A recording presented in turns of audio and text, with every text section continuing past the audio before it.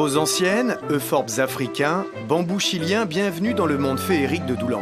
Comme chaque année à la Pentecôte, le jardinage et les belles plantes y sont à l'honneur, pour la bonne cause. Ah oui, quand on travaille la terre, d'ailleurs, c'est agréable. Ouais.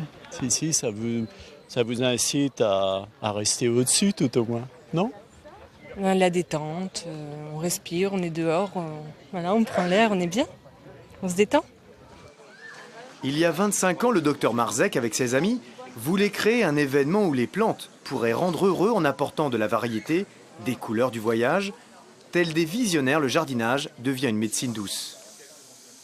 La pratique du jardinage apaise. Certainement, on va diminuer l'utilisation de psychotropes.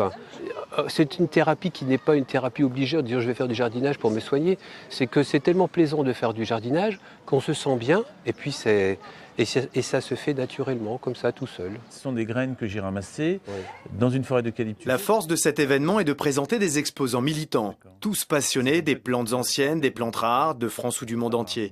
Comme ce jardinier breton qui sillonne la planète à la recherche de bambous inconnus en France. Le but, c'est la diversité.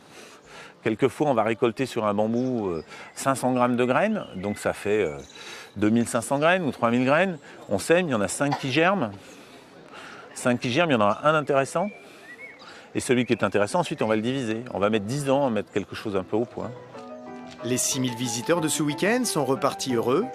Heureux, comme disait le philosophe Voltaire, de cultiver leur jardin.